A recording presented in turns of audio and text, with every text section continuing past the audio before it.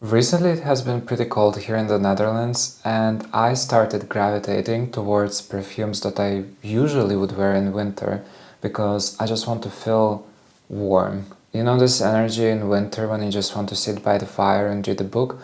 I have this now because, well, it's raining, it's like 15 degrees, the outside looks like this. I don't know if you can see, but it's all gray and rainy. And I noticed myself going back to one of my favorite perfumes, which is Guerlain's Habit Rouge. And this is the bottle I have. I personally find that this bottle design, the older one, I think this bottle is from 2021. I think that this bottle design is so much better than what they have right now, because what they have right now is this. To me, it is a bit boring because every bottle from them is a square, and a lot of other brands like Versace also have just square bottles. This to me was more elegant, and of course the colors are the same, but I just like this shape. This bottle has a very Art Deco design, and I just really like it. First of all, I can still smell the perfume. I sprayed it on today in the morning, and it's now about 6 p.m. and I can still smell it. So the longevity on this one is actually very good, especially considering that it is an EDT and not the perfume version. I actually never tried the perfume version. I want to try like all of the different flankers that they have, but I haven't yet. I'm just gonna spray it once more today. You can see the atomizer, especially on this bottle. I'm not sure about the newer ones. It's very good. And what I get in the beginning is lemon. It's fresh lemon, maybe not very... A lot of the times perfumes have like a very candied lemon to them, like lemon and sugar, I think. This one, it's a lemon, and maybe it's more of like in a church setting to me. It's just like a lemon in a churchyard. And pretty quickly it develops, and then it gains this rose scent. And for me, rose stays here for the rest of the perfume's life. A lot of people, I think, say that the rose disappears, but to me the rose stays, and that is why I really like this perfume actually. I really like the smell. It reminds me of Parfums de Rosine, like the men's perfume they have. I only have a sample, but I really enjoy that one. I think this smells pretty similar. As I said, when it dries down, I can definitely still always smell the rose. And it does have this a bit of a churchy, incensey vibe to it. I actually really enjoy that. One of my other favorites is Avignon by Commerce des Garçons, and I really enjoy that perfume as well. And that one just smells like a church. This one, it just has this more like a warm feeling of the church, the incense burning, but it doesn't smell like a church. It just has a bit of it, you know? Another association that I get when I smell the dry down of this one is it definitely has a woody undertone. I've read that it has redwood and sandalwood, but to me, if you have ever been to an antique store with a lot of old wooden furniture, especially in summer, I think in summer antique stores smell more than in winter. This is an antique store that we have back home in Cyprus. It's pretty big, and it definitely smells a bit like this. I think it's the wood of the old furniture, and I can't really describe it. It's definitely not like more sharp. I don't know, there are some woods like birch trees that are pretty sharp, at least to me, smell-wise. This is like old, a bit sweet. It's not like decay. I don't want to say decay, but you can feel the old age of the wood. And also, maybe it is a bit of a weird description of the scent. I think it is not really powdery. Some people say that it is powdered. To me, this smells a bit like dust, like very luxurious dust.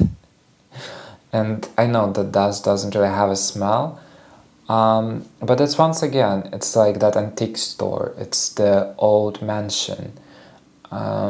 It's elegant, but it's also old. So there was a lot of things that happened in that mansion, and now you're walking around the mansion. Now you're walking around the halls and like the library, and there is no one there, but the dust just tells you a story of what used to be there, and you can feel the grandiosity.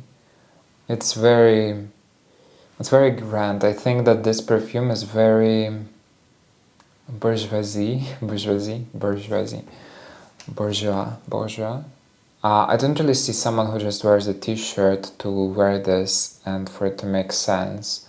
I think first of all it's more for colder weather, and the clothes that the person wears who wears this perfume should be nice. So it's a bit more snobbish, I guess, but it's snobbish in a romanticized way. So I have an association with this perfume. I hope that it will make sense to you. So I have a book. This is probably my favorite classical book. It's The Picture of Dorian Gray. It's The Picture of Dorian Gray by Oscar Wilde. And to me, Habit Rouge is perfume that Dorian Gray would wear.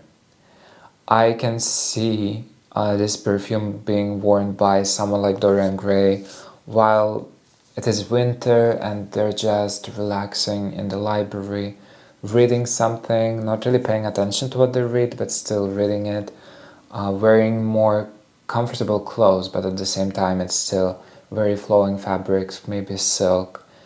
And I can see sunlight getting into the room, so it's still very cold outside, but there is some sunlight, and it hits like the chair that you're sitting on, and you can see the dust flying around. And to me, this just paints this type of picture. It is a very beautiful perfume. I am kind of surprised that so many people seem to like it. It was a classic after all. It was released like over 60 years ago.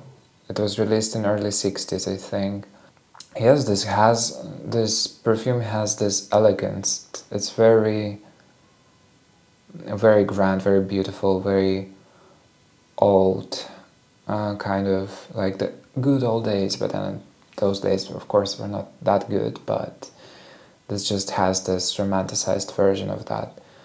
A lot of classical literature comes to mind when I'm wearing this perfume. I think it just helps you to kind of romanticize your life a bit. And I would definitely suggest to people who found this an interesting description, I would definitely suggest you to try this perfume out. I don't think that it is for everyone. As I said, I'm surprised that so many people wore it because I feel like it has a very specific energy to it. Also, this perfume, while it smells so good and it smells it smells expensive, it doesn't smell like gold or anything like that, but it's, as I said, all of the associations I have, it smells expensive.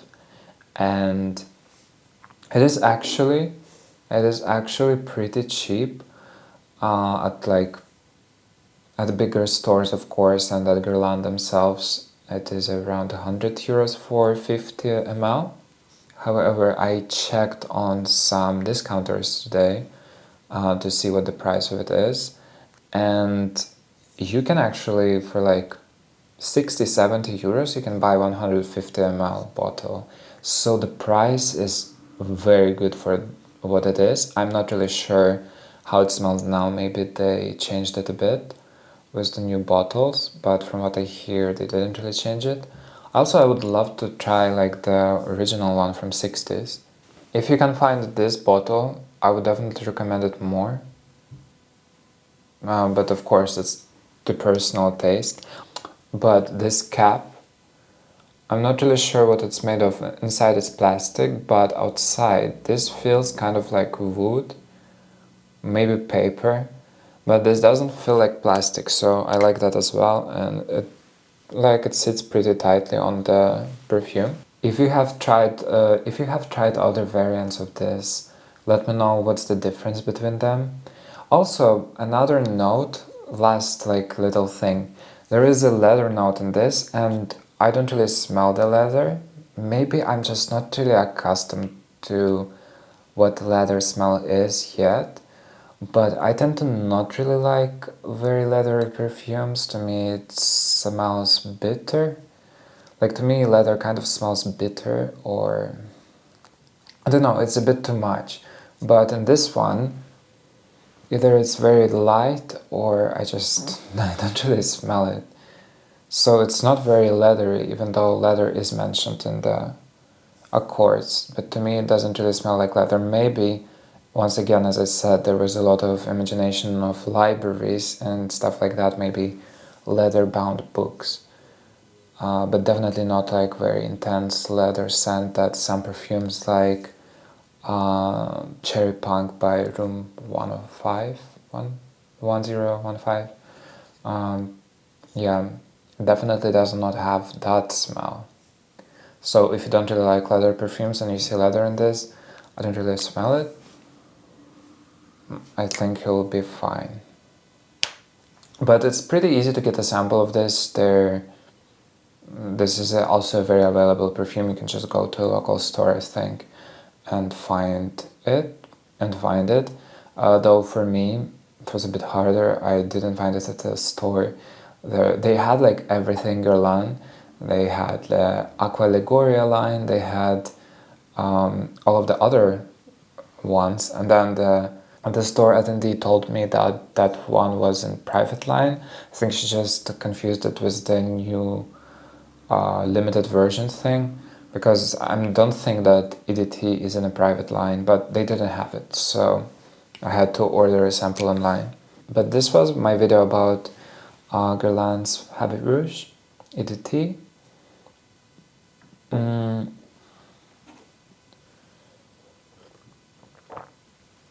Let me know in the comments if you like this one, what you smell on it, what you smell in it, and just, I don't know, share something for the algorithm, because this is a new channel and I'm just trying to grow a little bit. So likes and comments would be very appreciated. Once again, thank you so much for watching this, and I will see you next time.